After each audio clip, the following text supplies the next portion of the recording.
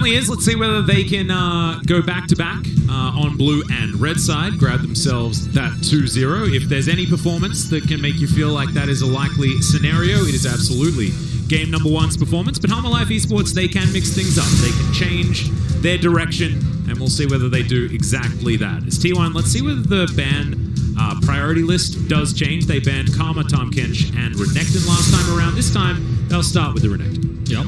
See, the Gwen is removed. Hana's not going to be allowed to play that one this time. And the onus should be on T1 if they're going to ban the Ezreal, if they want to take that away from Hanwha Esports themselves. I think you'd be very happy to allow Def to play Kog'Maw again, based on, again, the results of this year, even though he's been historically very strong on the champion throughout the last decade.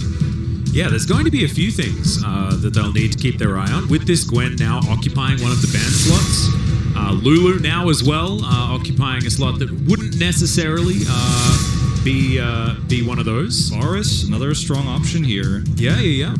Rumble, Nocturne. Yeah, I mean, there's so many flex picks. Lee Sin is also another one. I think the one I'm most scared of out of that list is Varus, to be honest. I think that's the one that you take away here as T1 right now against Deft. It's a scary pick. I think you're happy to play Ezreal into it again, though, right? Because Varus does like to build the lethality, and then you can just answer that with a bunch of armor, I guess. I was going to say, if you leave the Varus and then you play the Ezreal into it, you can also Ezreal Karma, but they banned the Karma, in fact. So now Hanwha Esports have to choose between the Lee Sin, the Nocturne, and that very powerful Varus pick we were talking about. I mean, I felt like Varus was going to be permanently banned throughout this entire week, and already we're seeing him left open. And Hanwha is going to pick the Rumble themselves. I mean, POG went to Cuz last game. See if that happens again here. Johan's hoping, fingers crossed. And remember, the Jace was actually banned last time around. This has been one of those traps that we've fallen into quite a lot. If you remember back to MSI, the old Rumble Jace combo. Liv Sandbox also fell into it earlier on. Didn't really work out. Of course, Snowball's very, very hard if you have both of the champions. However, if you don't manage to find those leads, it can be a little bit more dangerous, as Cuz potentially back to an old favorite. This is one for either Faker or Canner as well, if they would like to. Love the flexibility shown by both teams so far, as now Cuz to see what he wants to lock away. And I think when you do have so many flex picks available, that's why a lot of these blue sides become so much more coveted, right? Because you do get to hide what you want to do until extraordinarily late, given the fact that you can switch things around. Senna here over the Ezreal, over the Varus, will be locked in. She's been changed a lot, but still does very well, and she's still very strong in the AD carry position. Do you just lock in Varus, Tom Kench now? I mean, you certainly can. You can also Varus Thresh here. I mean, Thresh being open at this stage is something we've seen a lot of regions not allow. Oh, I love that, though. I love that. Nocturne going to be taken away here. The synergy with being able to place down the Equalizer and then immediately Nocturne yourself on top of it. Plus, the 2015 Wombo combo of Chains of Corruption and Equalizer. Definitely fantastic things. That being said, not going to be able to deny the Tom Kench. Yep. The carrier should be able to grab for himself. And actually, one of Carrier's best champions last season, I know he had a lot of them, but one of his best was, in fact, Tom Kench, weirdly enough.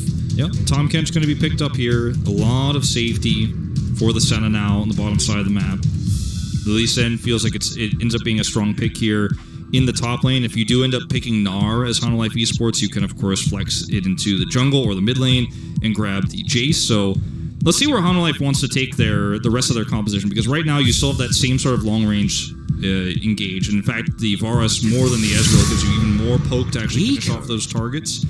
Interesting ban here.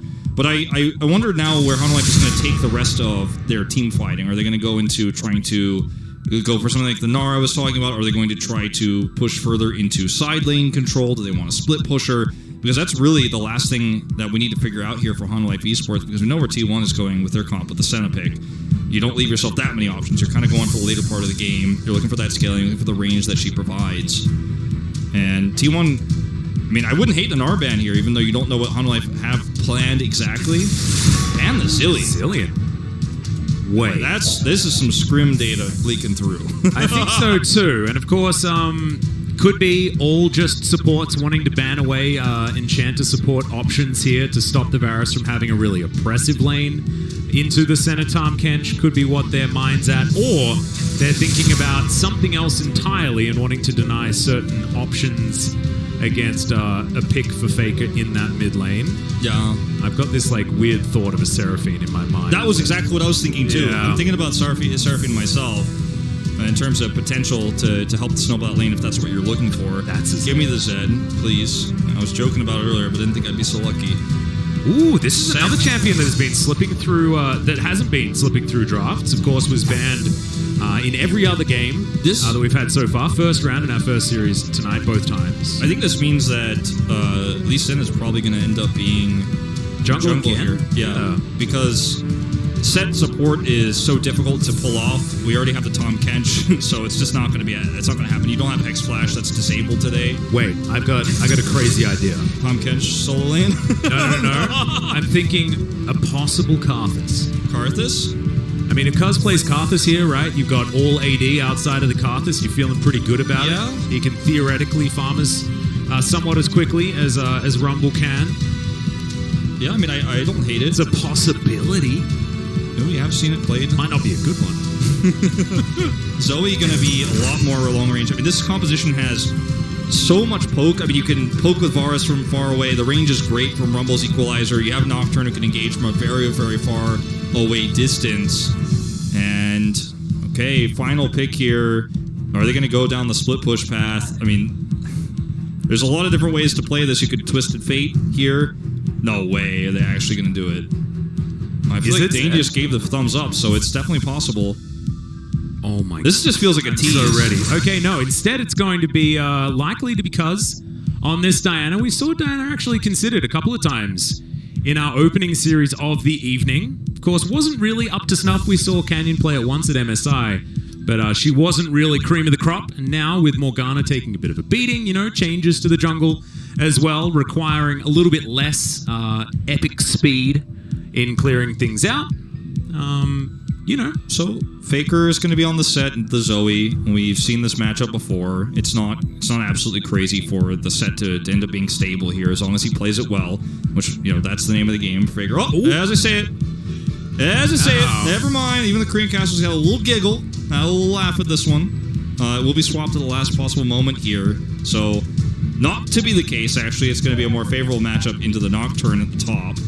Yeah, going to be that wait all the way until that 20-second mark, which is where you have to confirm all of your picks, of course. This is pretty nuts, actually, what we're seeing between these two teams. And this meta is so hard to figure out until last possible second. I mean, even in these drafts where we have everything locked in, it's not until the literally last lock-in second that these things are finalized. And the Varus pick is what's scariest to me, but it pairs well with the Zoe poke, the Equalizer.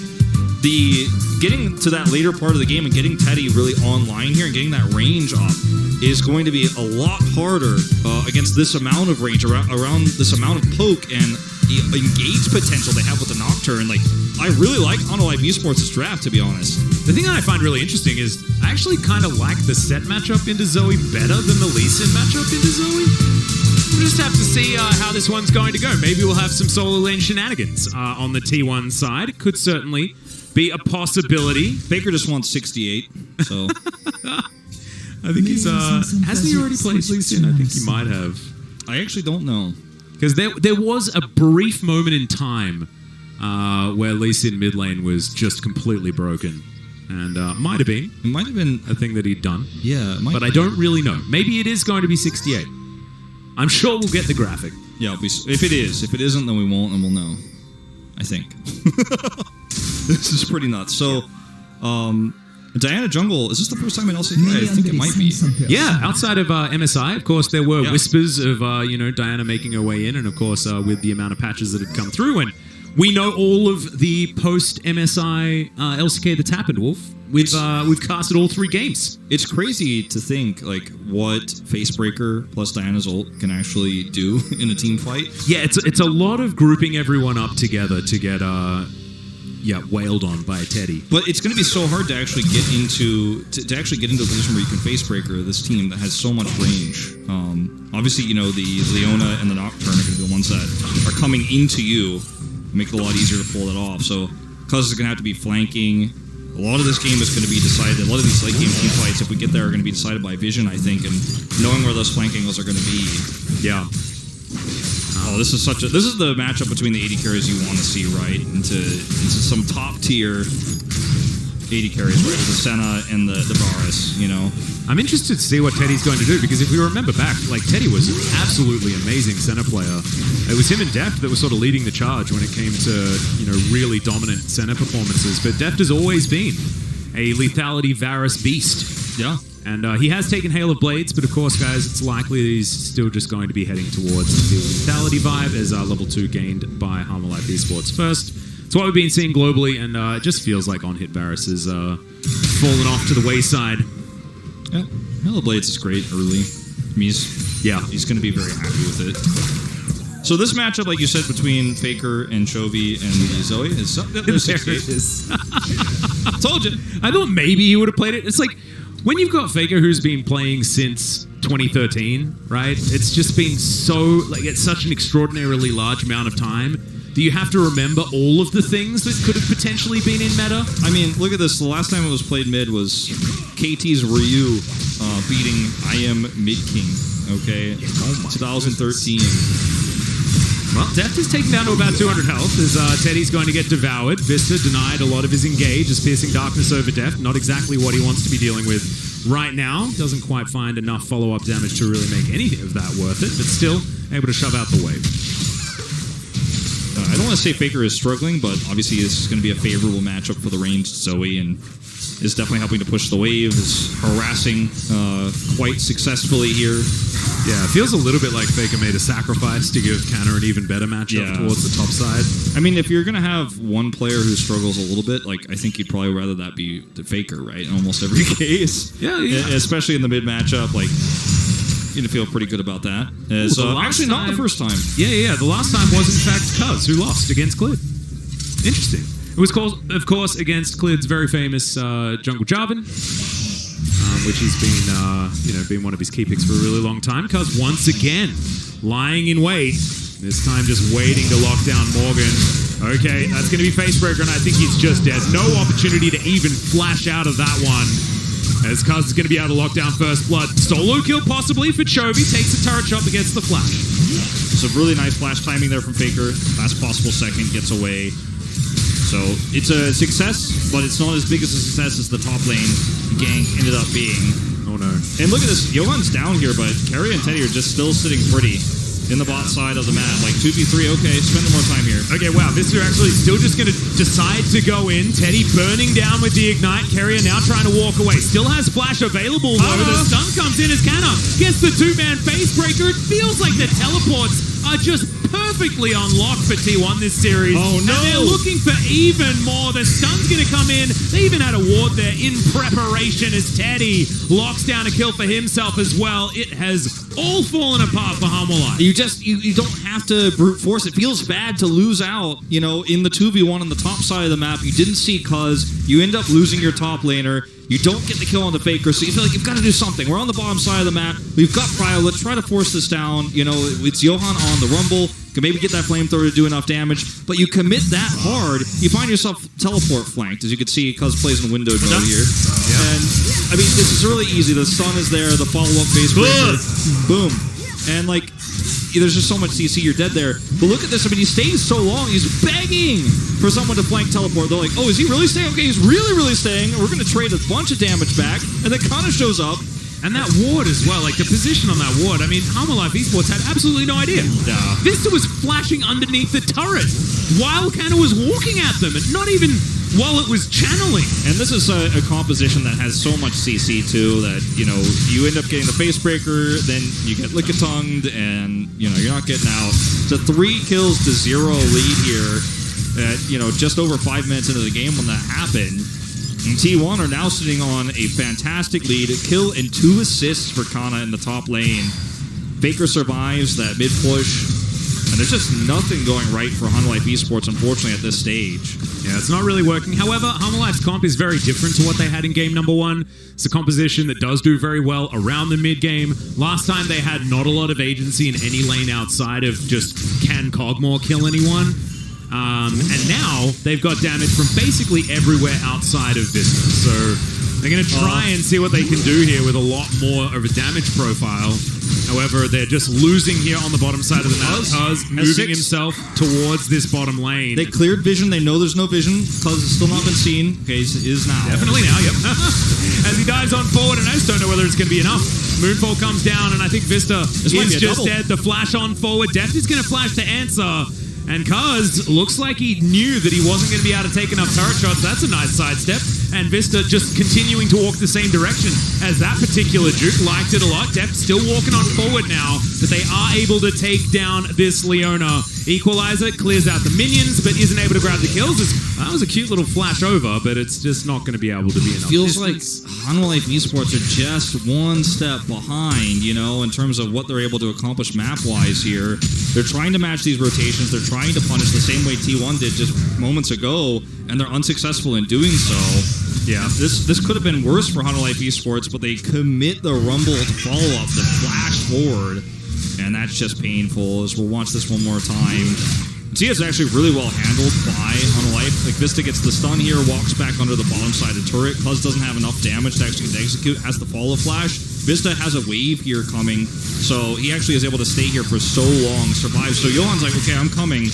I've already rotated all the way down here. I'm going to drop the equalizer. Does not hit Cuz, only hits Teddy and Vista. He was just aiming for the minion wave, but like Vista had already died, so maybe you try and go for a kill instead, and then maybe that flash that he had afterwards means something. However, if that doesn't happen, the flash is completely unnecessary. I mean, you already, like, Vista doesn't have flash, Deft has used his flash, so you don't gain that much from taking Teddy's away. This is somewhat bold from T1 as, okay, Repel's down very, very low. Johan does secure it, but there's the kickback. Faker making the plays as Leona, the first one to go down. Morgan diving into the backline. The equalizer is good, but it's too late. It's a double kill for the man in the mid lane. And Deft is able to lock one down at the back, but it's not going to be enough. T1 lose the Herald, but it's a 3-1 when it comes to the team fight. A fantastic trade for them. They will absolutely be happy with this. And now they've got full map control. The whole map belongs to them.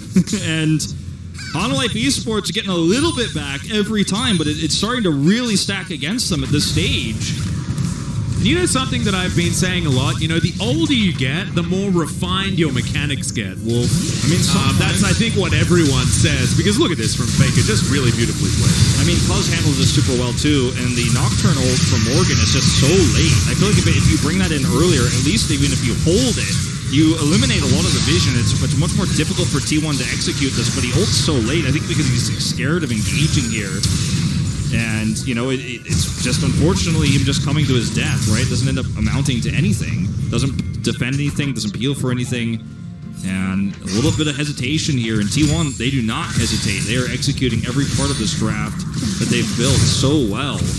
And the Diana pick just seems to be like the cherry on top with this. He's so mobile, so much hard engage potential. In these skirmishes, T1's composition will crush, but later, they've got the Senna scaling, so... Yeah, no, it's absolutely fine.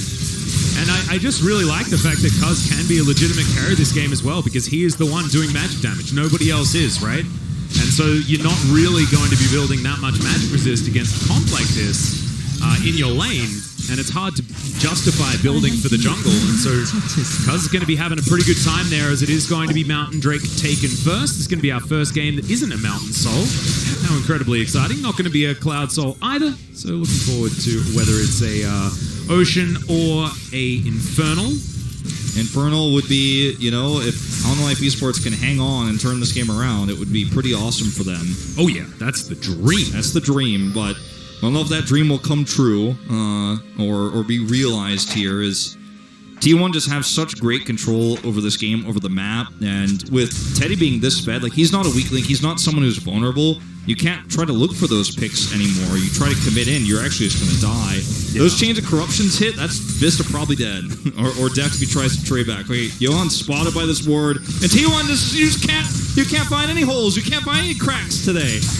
And they just know everything, right? Because all of the vision is there. Look at that cheeky control ward down the bottom side. Meanwhile, is making his way in. Okay, flashes out of the way. Not sure whether it's going to be enough. At least the Dawning Shadow misses. Can Morgan find the kill? The answer is absolutely not. Cuz says calculated as he walks away. Oh, just right outside of range there, and this is starting to go from bad to worse. 8 kills to 1 right now. Hanwha Esports just cannot catch a break. You look for the commitment bottom lane, you're spotted on a ward, you get nothing on the top side of the map. Cuz makes the exact same play, but you don't have that ward, you don't have control of the lane, and you end up dying. It's almost a trade, even though you play it perfectly, but it's not good enough. And Alcana's going to get a turret first of the game, a lot of extra bonus gold over to T1, and it just feels like the floodgates have opened. Yeah, it just feels like Hanwha Esports are scrambling right now, right? Yes, Chovy's ahead in farm. But that's about all you can really talk about, and even then, it's a 2-0-1 faker on this Lee Sin. He's still going to be ahead in gold. Ah, yes, the losing Hanwha Esports term, or the sentence, like, yep, Chovy's ahead in CS, but... That's exactly how it is, but the fact that he's ahead in CS means that he hasn't been able to offer anything more. He also has Ignite in this lane, as well as the bubble is going to land. The Q is going to be there in response, and Faker with the Merc Treads just feels completely at ease in that lane. When he got slept, but the minions were there for him. And he's going to get slept again, but Teddy's here, so... I mean, maybe it's the perfect time for a nap. Yeah. You know, as the exhaust comes down, they're committing onto Johan, who flashes at the last second. I like that one. Solar Flare. Vista going to flash as well. And there is a Rift Herald making her way down the bottom side of the map. We'll see whether she can actually get towards the charge. The Equalize is good. The Devour is even better, though, as Carrier spits Teddy out. He flashes. The Ignite ticks down and isn't going to be enough. And the double flashes will get T1 to safety. Chovy bounces. How did that... That was ridiculous, and I have no idea how that one missed. As there it is, finally. A kill does go down. As the Abyssal Voyage will get the rest of them to safety, and Shelly will get a charge. There is at least that. Okay, they were able to turn this off, but T1 almost not only prevented Shelly from getting a charge, but also almost got out with all of their lives while Faker crashed waves into turret. But they don't get away with everything there.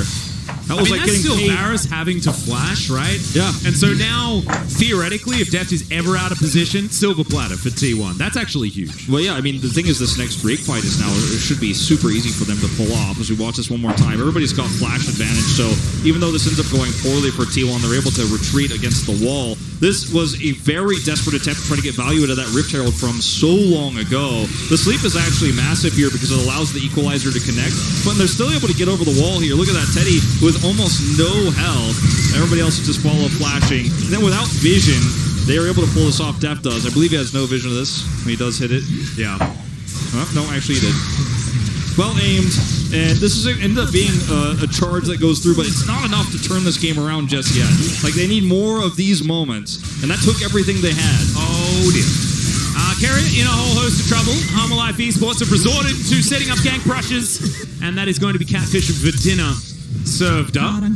So at least there's that. The answer for T1 is taking down an outer turret on the top side of the map and continuing to put pressure on everywhere. There's the play from Faker looking for Chovy, but trolled by minions just a little bit, and the flash does have to eventually come out. Not the kill onto the mid laner of Hanwha Esports. They get the top turret, though, and they're looking for the mid one as well. I mean, you rotate that many players down to get a single kill onto Carrier, but there will be consequences on the map. You're going to lose top turret, you're going to lose mid turret. You almost lost your mid laner. He was able to get away, but he has to flash. And all of these things add up and stack up right before this second Drake comes online here for T1 to snowball this lead even further. It's the worst timing possible. They're even going to try to sneak this Rift Herald in, and they might get away with it. It's going to be close. Yeah, they should be able to grab this. Def making his way back from base. Rumbles on the bottom side of the map. No smite available. Yeah, Johan can't he can't get in there. He doesn't have smite, as you say, and there's no one else near him, so it's not like they can trade this a 1-for-1. And T1 get away with it, like you said, for free. And they're not even just going to stop there. They're not going to go, okay, we can just go take the Drake now. They're looking for even more opportunities on the map. Yep, Canna just running towards Chovy. is going to be Divine Sunderer completed here for Teddy, the new iteration of the Senna, just because Divine Sunderer is... You just build it on whoever can potentially build it. Yeah. Right? You just always do. That's the way it is now. It's just some good stuff. I like it. I've always been a fan of the Divine Sunderer personally, so I'm happy that it's found its way in. Okay. Cloud Drake down to about half health here, but Hanwha Esports in position to try and fight it. Chovy only just getting his way over as there's the paranoia.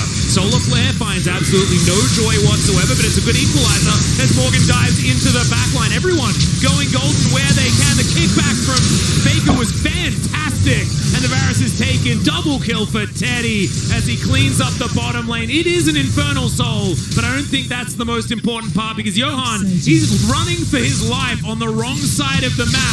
And it feels like T1 have already got this one tied up. It feels like it, man. 11 kills to 4. And in this fight, you know, at the beginning of it, you see Morgan ult onto Teddy, but he gets devoured as well as soon as the combo is completed and almost all of the damage comes through. He gets devoured, he just walks back. And during all of that time, Cuz has a great engage, and Baker cleans up the nice kick you mentioned. It's just... you know, what can you do as Hanwha Esports? You've kind of passed your prime with this composition in a lot of ways. The problem is it never gets better than this. Yeah, exactly. It's already bad, but there's not much upside. No, there really That's isn't. the thing that really sucks. Yeah. And so, you know, we'll watch this one more time, but watch Teddy, right? The paranoia gets popped. He dodges the solar flare. And then look at Teddy. He's already collapsed onto. But look at what's happening throughout the fight. Well, Teddy almost dies. He's actually totally fine, though. This is one of those moments where, like, what does your Nocturne do? If you don't dive onto Teddy with a Nocturne, are you trying to help front to back? You can't really do that either. And T1 are just too ahead. Their items are too good. Teddy is way too fed. You know, you can't blow up the 80 carry for free. Then what is your function? Unfortunately, there's not a whole lot. I mean, you're blinding everybody, I guess. Yeah, the thing that's so hard, right, is Hanwha Esports, they chose to pick Nocturne instead of picking away the Tahm Kench. Yeah. And I think that decision is coming back to bite them because Carrier's Tahm Kench has just bought enough time to deny the dive. And so T1 walks out after all of the ultimates are pressed, and then they find themselves exactly what they want afterwards. Johan's dead, real dead. And I don't even want to oversimplify this in terms of the draft, too, because, like, yeah, the draft could have been different. It could have been arguably better for Hanwha Esports, but the early game play was just by far better for T1. They were one step ahead. They handled the aggression really well. Several great ganks from Cuz. Yeah. And they snowballed an early lead extremely well. You know, like what we didn't see Credit Freon do with a similar comp themselves, actually, in that second series. They were still able to win the game, but T1 just grabbed this game by the horns. They had full control from start to finish. And Hanwha Esports tried to match. They tried to kind of brute force their way into a bottom gank. It didn't work out. Ended up losing kills there. And they just kind of tripped over their shoelaces throughout the early game, whereas T1 played a nearly perfect game. And now we're looking at a 6K gold lead. Every single team fight has gone their way. And this is going to be Johan getting picked once again. Just doesn't have vision, but he's so desperate for any money he can get, and he just gets showstoppered right into a wall. Nobody can save him. Death is like, sorry, bro. Yeah. There's nothing I can do. There's no way. And, yep, T1 just going to make their way back out onto the map. Looks like Baron going to be up in 10 seconds' time. I was about to say respawning, but it's only spawning for the first time. Here this game because it is still quite early. 20 minutes on the clock. And Earth, Wind, Fire in order. Yep. Absolutely beautiful. I mean, Hanwha Esports, they certainly have not been bringing this game back. I think this would have been the Drake they wanted, but now it just feels like it's more... it's fan of the flames that T1 have already lit. And, I mean...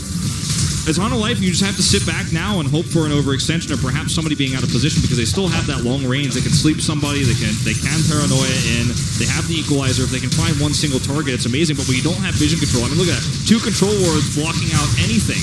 They can't see. They have to go in blind like this with Chovy's teleports. Well, Vista, he's going to flash on forward. There's going to be a flash out immediately from Teddy, though, as he just goes into the mists. And now, Hanwha Esports, have they overcommitted? Chovy trying to walk out. Vista not going to be so lucky as he looks to try and get out. Baker's going to lock down that kill, as now Canna with the hugest shield ever, just chasing Morgan out. It is going to be a decent piercing arrow as Carrier comes on board with the Lickitung, as you so beautifully put, and he's just going to be swept up. That's a triple for Faker's Lee Sin. Canna's still hunting Morgan, but it looks like T1 are going to turn their eyes towards this Baron as Chovy, he's trying to tidy up the mess that was made in the mid lane.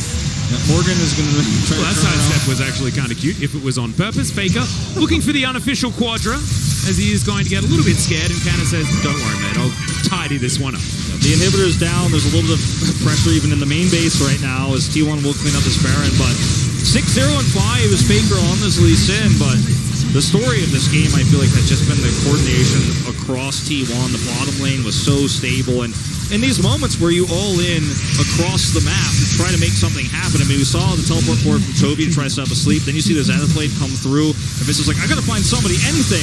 But even Leona is just not going to be able to withstand the amount of items and damage. I mean, you were the one who coined the phrase, hit them with your wallets. T1 certainly are doing that right now. I mean, you all in like that with the Leona, you're hoping that your team has a follow-up, but they don't have the gap closed. They don't have the follow-up.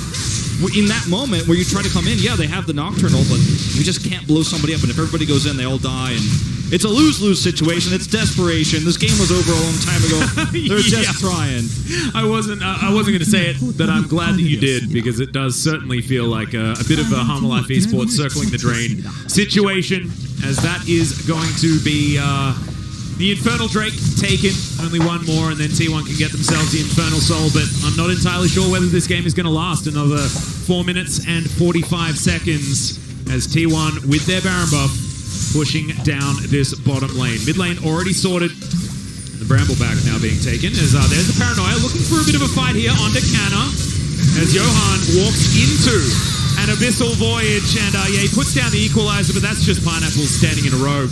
That is not doing enough damage whatsoever. And can you blame Morgan for being so passive throughout the mid-game in this game when he's so far behind, and when you do try to make those plays, when you do try to paranoia in, everybody jumps on top of you like you're a bleeding fish and they're a bunch of piranhas. I mean, T1 just crush him instantly.